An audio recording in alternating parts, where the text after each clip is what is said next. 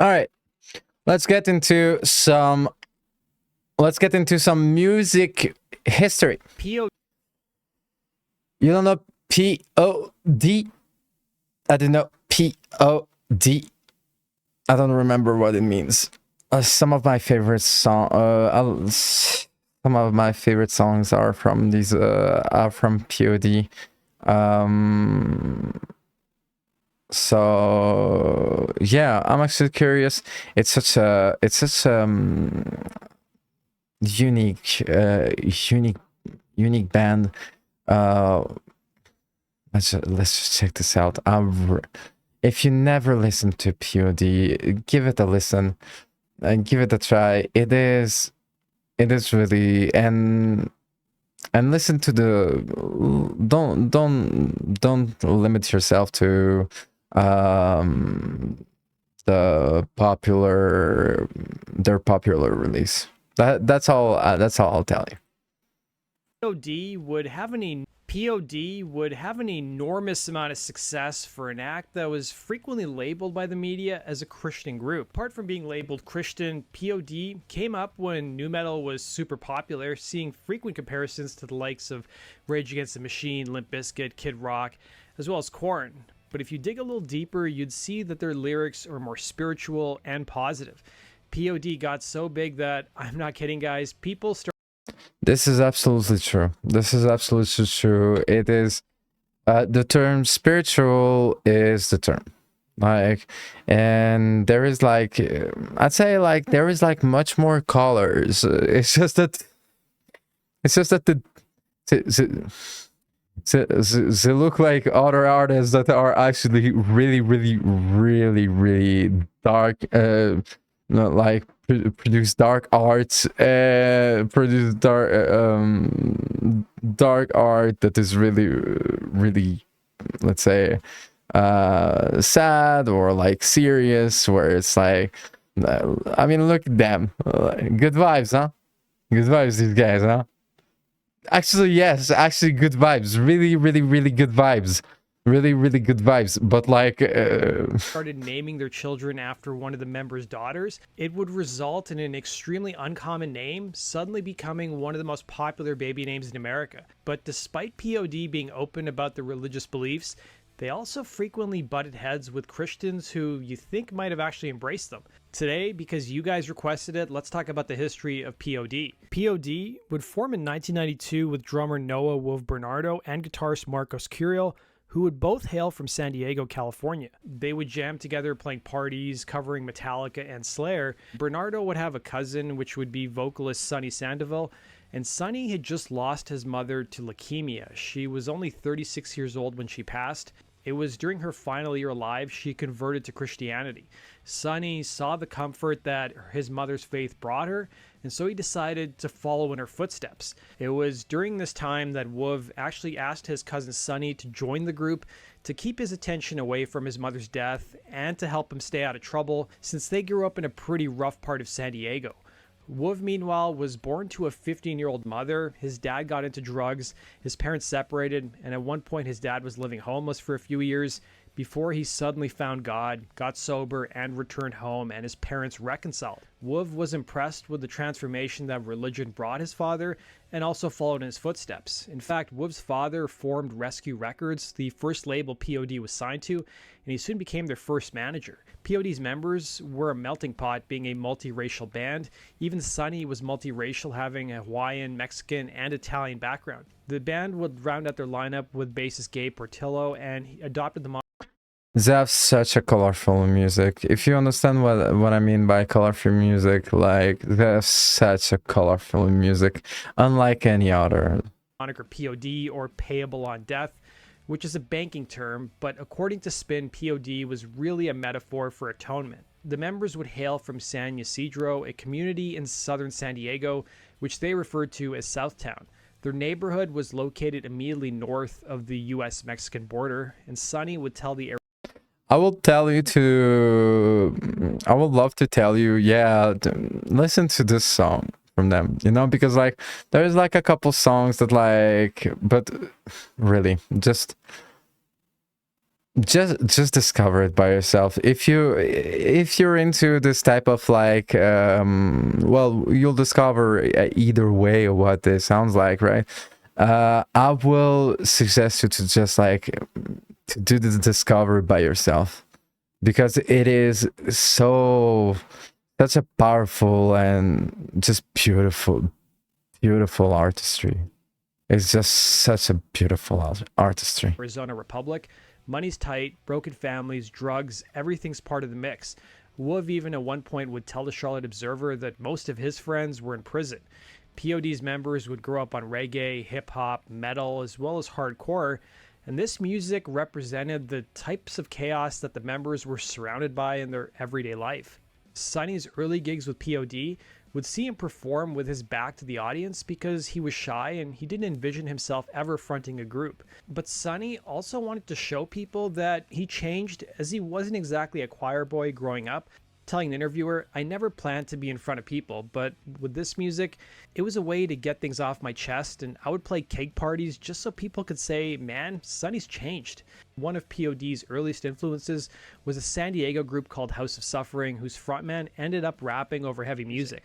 They also influenced Rage Against the Machine as well. Sonny would remark, "We thought, man, that's cool, rapping over this heavy style music." P.O.D. would soon play keg parties and bars, and they even started touring across America, while also supporting themselves with jobs at coffee shops, church basements, and YMCAs. One of P.O.D.'s biggest fan bases outside of San Diego came from the Midwest in Detroit. Within their first year together, P.O.D. had gained enough of a following in San Diego that they were opening for the likes of Cypress Hill, Green Day, and the Mighty Mighty Boss Tones. The band would undergo a lineup change in 1994 as their bassist would leave, and they enlisted Cleveland bassist Mark Trey Daniels, who was actually poached from a local funk band. P.O.D.'s early music was more overtly religious, with their debut record Snuff the Punk featuring even a pro-life song called Abortion is Murder. The band in numerous interviews linked their overt and militant lyrics to immaturity, with Sonny telling the Daily Telegraph, "When you become a Christian, all of a sudden you start to live life with this rapture mentality." In a separate interview, Sonny would tell the Record newspaper from New Jersey, "Our early stuff is cheesy. I was a new Christian, and it was all about I'm going to go out and tell everyone all about it." This is actually beautiful, like that an artist that like is able to recognize that like they found faith, they found religion, right? And they are willing to actually say that like, yeah, man, like, yeah, friend, that was me, and well, it was what it was, huh? I just found like a lot of respect for this band, for this band, just because of this. Their early militant lyrics even resulted in the band opening for some bands whose fans were skinheads. While not every show devolved into violence, Sonny would tell the No Jumper podcast that they would bring a lot of their friends and homies around just in case anything went down. As P.O.D. got more experienced and further into their career, their lyrics got more subtle. But P.O.D. seemed to have a strange relationship with the religious community. After they started getting buzz in and around San Diego, they were actually asked to play a local church for some students who were heading down south to Mexico on a mission to build homes. As the band started to play their first song, the youth pastor told the group that they had to stop. Their music was too heavy. For the next 6 years or so, the band were independent, putting out 2 LPs, 1994's Snuff the Punk and 1996's Brown, as well as a live recording called Payable on Death Live. When the band first formed, so-called nu metal really hadn't caught on, and Sonny would even recall seeing Korn come to town, only to have 4 people in the audience. But the tide slowly began to turn. P.O.D.'s independent releases were selling tens of thousands of copies. It was only a matter of time before they nabbed a major recording contract. P.O.D.'s music seemed to be in stark contrast to what was popular in San Diego, with Sonny telling an interviewer, "The music scene in San Diego is a lot of punk rock and ska, but we had a heavier sound." The band's early days saw them draw frequent comparisons to Ice-T and Body Count, and then later Rage Against the Machine, and then eventually nu metal. The band themselves were now full-time musicians by the mid-90s, working on recording and touring, so they didn't have a lot of time to seek out business opportunities and record labels. They would enlist a friend of theirs from Oklahoma who used to put on shows to go seek out these business opportunities. They would end up getting the attention of an A&R man from Atlantic Records called John Rubely. Rubley had helped actually start Lollapalooza, and he would go to a P.O.D show in Walled Lake, Michigan. There was about 1,000 kids there, and he took the band to Denny's after the show and told P.O.D that Atlantic had platinum artists on their roster, and they couldn't even get 1,000 people to come to their shows. The band ended up playing a showcase for Atlantic in Los Angeles, and they had an off night. Other executives from Atlantic were in attendance, and they were unimpressed. But one of the execs at Atlantic told Rubley that he had one shot to pick any band he wanted to sign, and he was adamant that P.O.D was going to be that act. Sonny would reveal in an interview that they wanted to sign with Atlantic because the label also didn't tell them to tone down their spiritual message, and soon enough, P.O.D would sign with Atlantic Records. Yeah, and the spiritual message, like when you listen to I didn't. Okay, I'll be on. Let's be honest. I didn't listen to their early work, right? But what I listened to, their spiritual message is so clean, so like it isn't. It's not like. It's not some sort of barbarism trying to sell you a philosophy or trying to tell you that you're wrong in a way. It's more. Think about more like nature, spirituality, like love, stuff like that.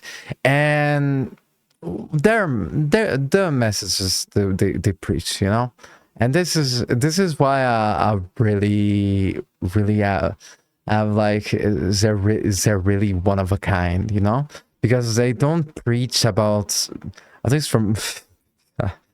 Obviously I listen to my favorite songs, but I never felt like I was pressed on to believe something, pressed on to change my way of life. I was more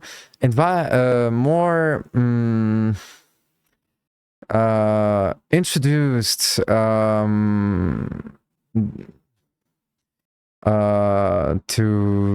to some spirit, some loving spirituality for music that I didn't saw anywhere else, With a major label behind them, P.O.D's first record for Atlantic would be titled The Fundamentals of Southtown. It would be a nod to their upbringing in San Diego, with Sonny telling the Intelligencer Journal, "We grew up in a diverse culture. There's no segregation. It's a big old melting pot. You have blacks and Mexicans and whites and Filipinos all mixed together." The album for Atlantic would be produced by Howard Benson, who had previously worked with Sepultura, Body Count, and Motorhead. Religious undertones could be found on the album with tracks like Psalm 150, Set Your Eyes to Zion, and Outcast.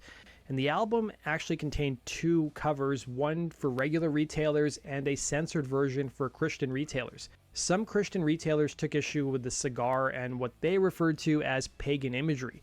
P.O.D soon landed airplay on MTV's program TRL, or Total Request Live, and a spot on the soundtrack for the Adam Sandler film Little Nicky. The tracks Southtown and Rock the Party would be the biggest hits off their debut record for Atlantic, with Rock the Party spending 10 weeks on MTV's program TRL, making the program's year-end list at number 34. The song also won a Gospel Music Award, and the album would peak at number 51 in America and went platinum in the US. Sonny would tell the No Jumper podcast that MTV's TRL was instrumental in breaking the band and helping the album go platinum, and it also forced their label Atlantic to take greater notice of P.O.D.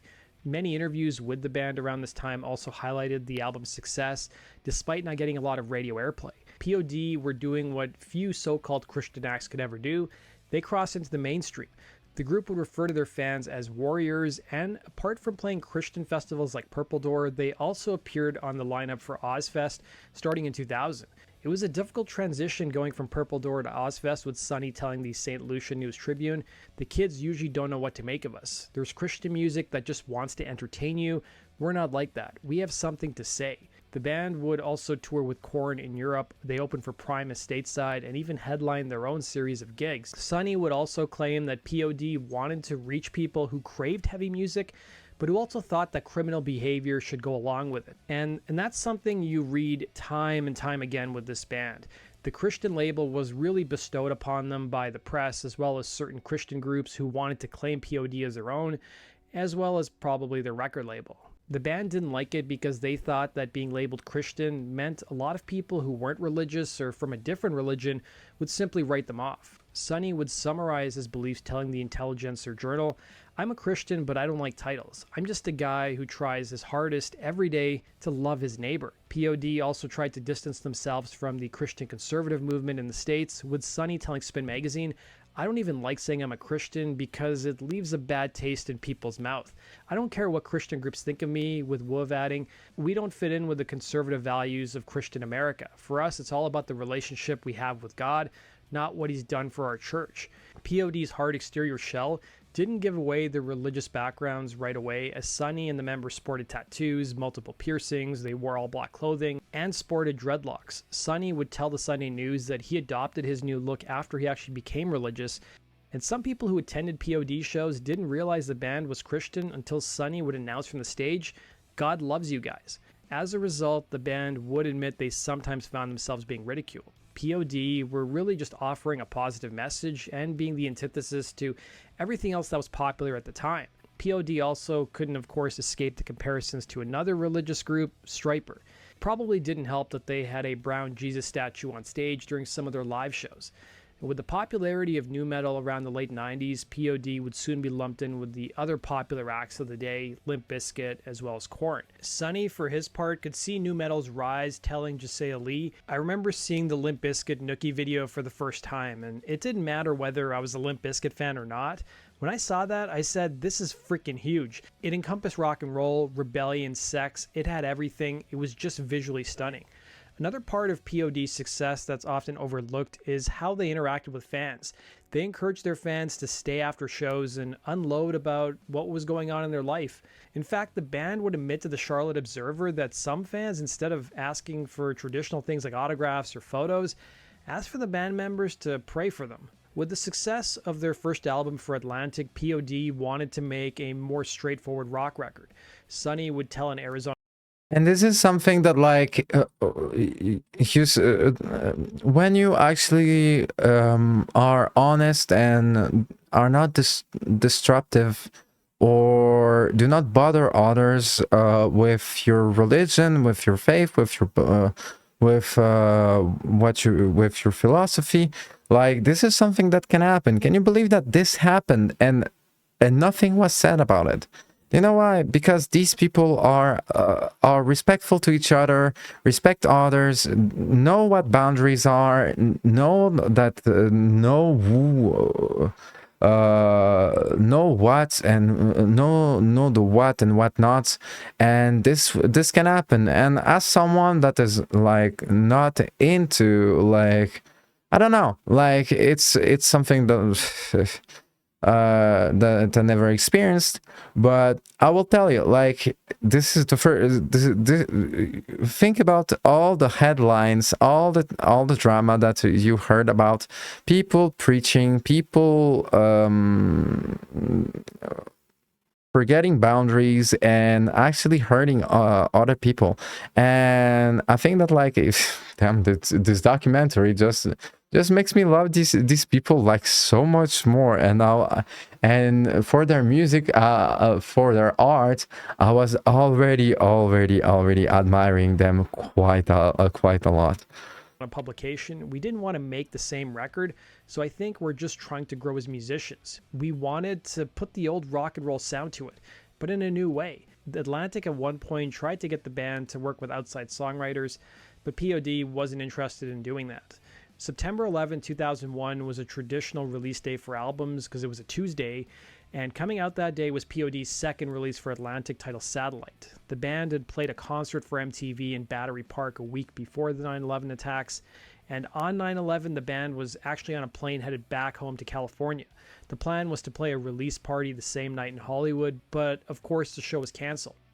Sonny would tell Louder Sound, "Everything just stopped. Our record didn't matter at that point. It was just about being there for each other and being there for the world if we needed to be." Following 9/11, company Clear Channel Communications, which owned a majority of the radio stations across America, circulated a memo with a list of songs that their program directors compiled that they labeled as having questionable lyrics.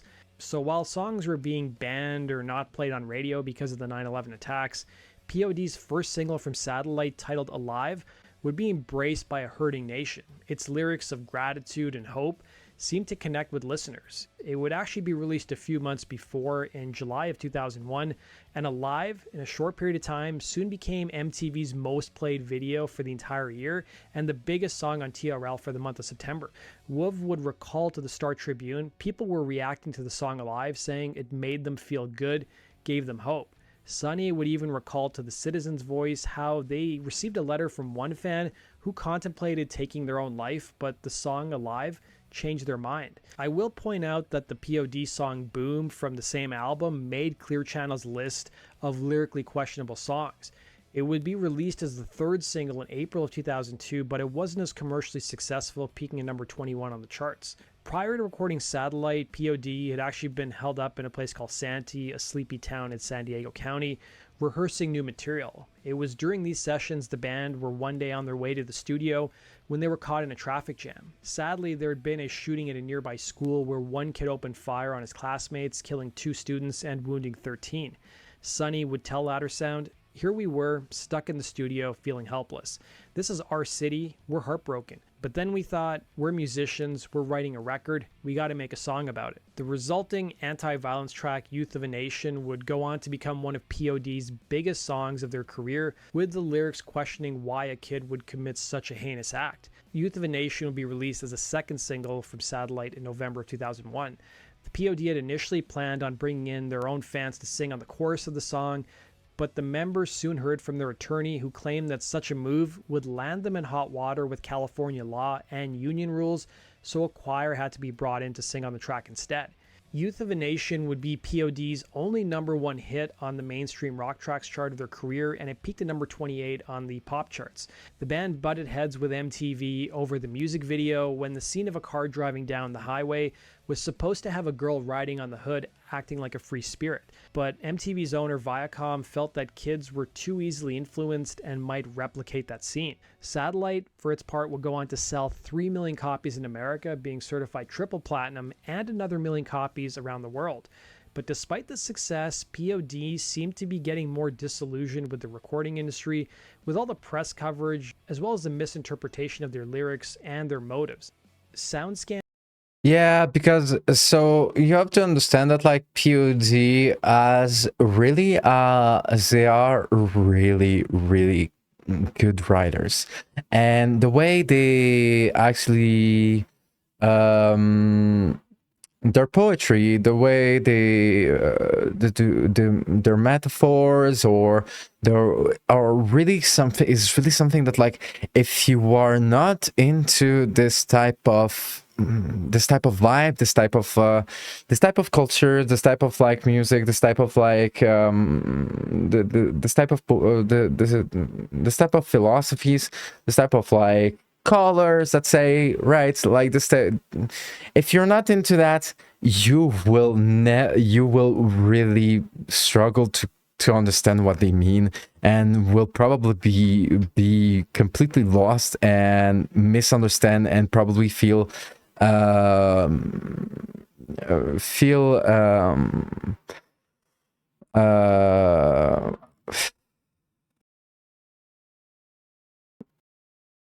feel that this music is actually not this that it does not connect with the idea that they actually are trying to that they are promoting and that they are presenting themselves with. And this is something that like I can understand. What can I tell you?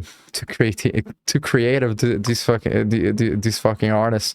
Too creative creates problem within the industry because like because it has this energy that is like this creativity that like you really have to get into it, and for something that is estranged for that from that, like that is like ignorant of all this.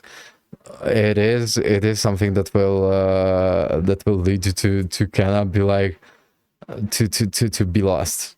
documents showed that 500,000 P.O.D. records were bought just in Christian stores alone, and the band were also heavily marketed as a Christian band by their own label, in addition to the Gospel Music Association. In 2001 and 2002, P.O.D. were amongst one of the highest profile rock acts in America. In addition to being compared to nu metal acts, P.O.D. soon started drawing a lot of comparisons to another massive band at this time, Creed. Despite being nominated for the Gospel Music Awards multiple years in a row, the band didn't attend the ceremony, feeling the organization was taking credit for their success and playing politics with the whole thing.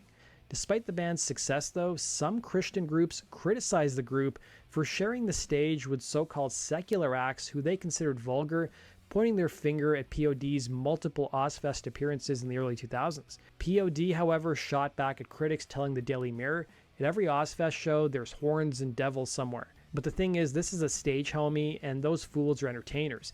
It's fake. Backstage, it's all caviar, 3 catered meals a day, and personal trainers, and therapists for all the people who don't know how to handle this rock and roll life."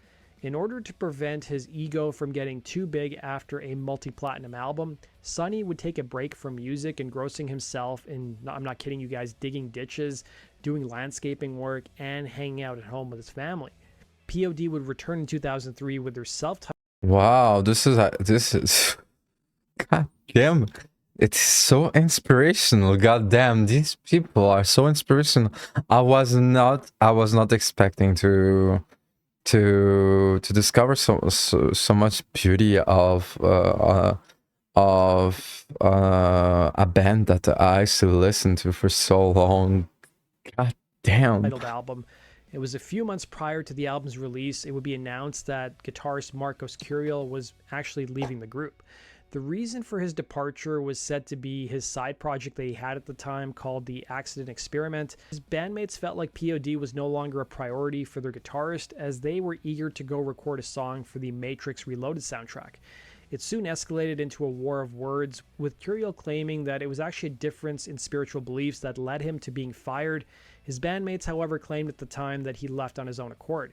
Curiel would be replaced by a longtime friend of the group, guitarist Jason Truby, who had previously toured with P.O.D. when he played in a band called Living Sacrifice. Truby at the time was actually working as a landscaper in Little Rock, Arkansas, when he got the call to join P.O.D.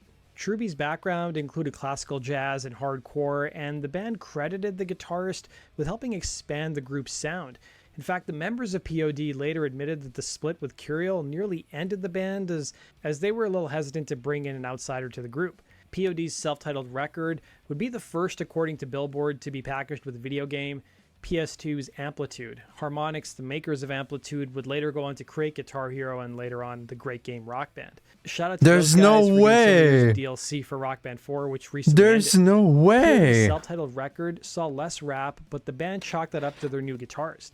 The cover art for the album saw so many years ago onto the video game. P.O.D's self-titled record would be the first, according to Billboard, to be packaged with a video game.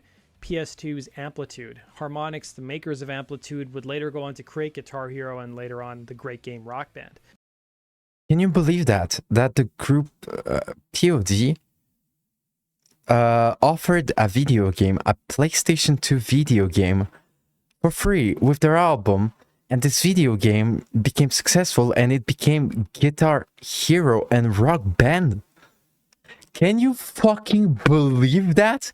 Can you fucking believe that a small band that started with nothing helped so many kids discover music through video games, and just because they told themselves let the kids fucking have something with our album? What the fuck? This is so awesome. Bless you guys, bless you, you are blessed. God damn. Shout out to those guys for doing so many years of DLC for Rock Band 4, which recently ended. P.O.D's self-titled record saw less rap, but the band chalked that up to their new guitarist. The cover art for the album would anger some Christian retailers, with 85% of them refusing to stock it. P.O.D. responded by telling fans to boycott Christian stores that refused to carry the album.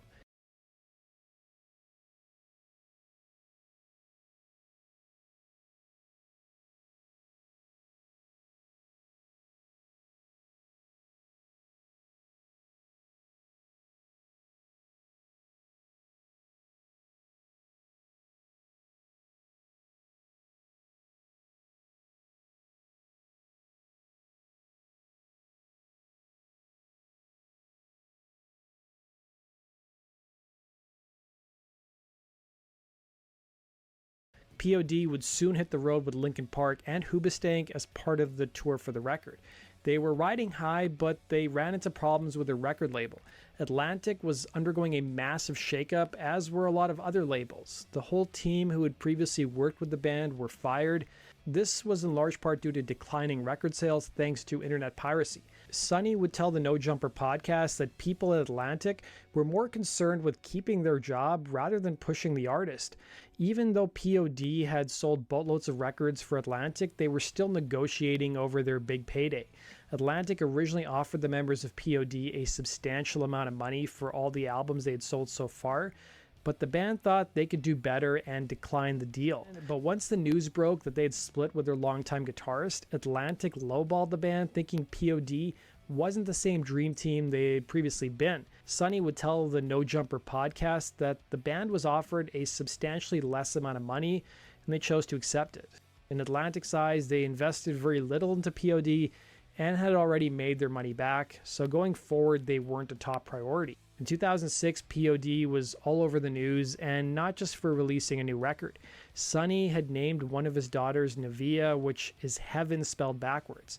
It wasn't a common name in the States, but the Ventura County Star would publish an article about the rise in popularity of the name, specifically amongst African Americans and evangelical Christians, thanks in large part to P.O.D. The band would team up with producer Glenn Ballard to work on their next record, 2006's Testify.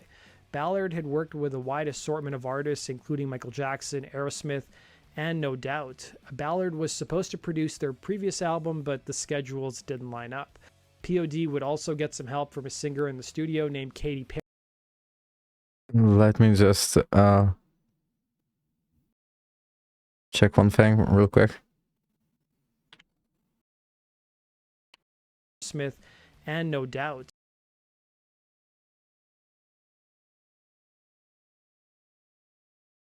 Okay. Ballard was supposed to produce their previous album, but the schedules didn't line up. P.O.D would also get some help from a singer in the studio named Katy Perry, who was trying to rise up the ranks of Christian music, but she hadn't yet had her big break, but she had before. Ever heard of her? Katy Perry?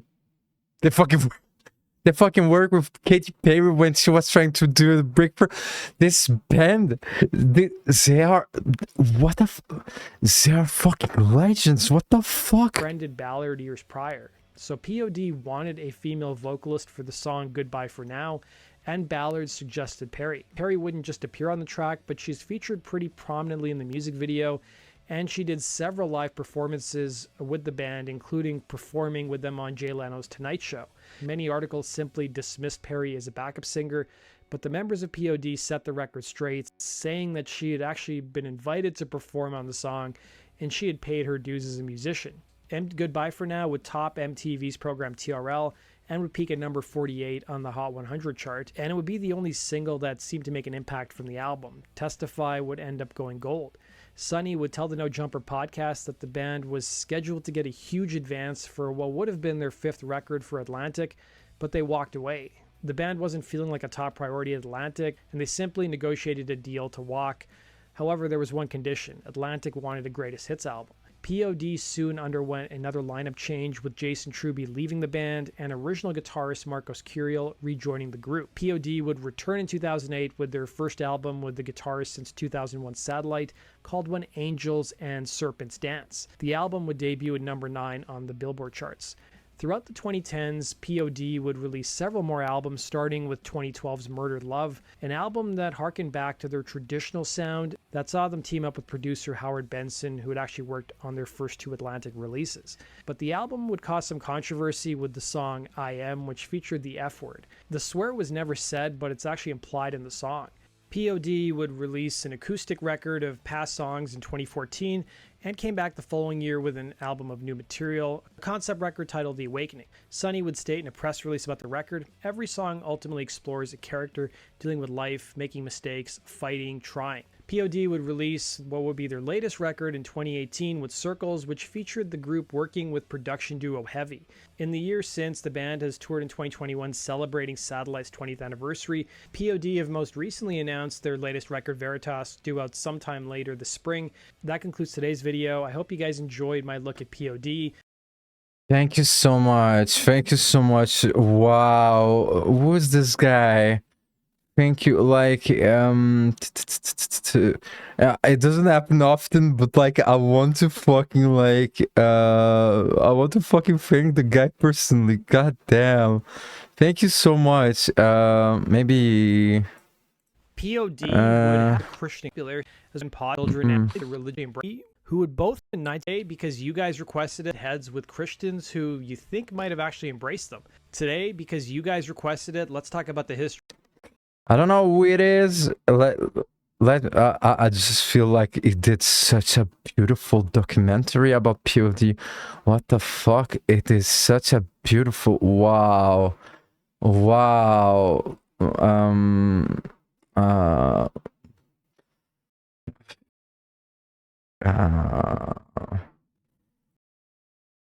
Actually, you know a lesson about being grateful. Goddamn this dude. Well,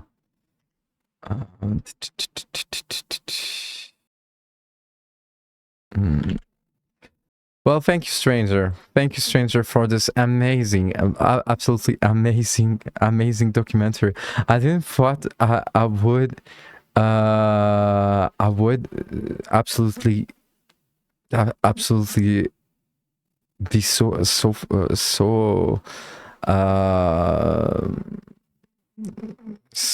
so much disbelief and so shocked by how great this documentary is. And goddamn, P.O.D, the fucking band is actually like so much more than I thought, you know, like so much stories. And because like I told you, like you listen to the songs and actually like you can feel like, but you know what's great, you know, it's like I listen to all their to a lot of their songs and without really like thinking too much of their history, you know, like, and it just connects, you know, it just connects. And when it connects like that, it's just a feeling, where it's just like, wow. So these were the guys that were like that I was like singing the lyrics of. Like these were the guys that like I watched the clips of, like these guys. God damn.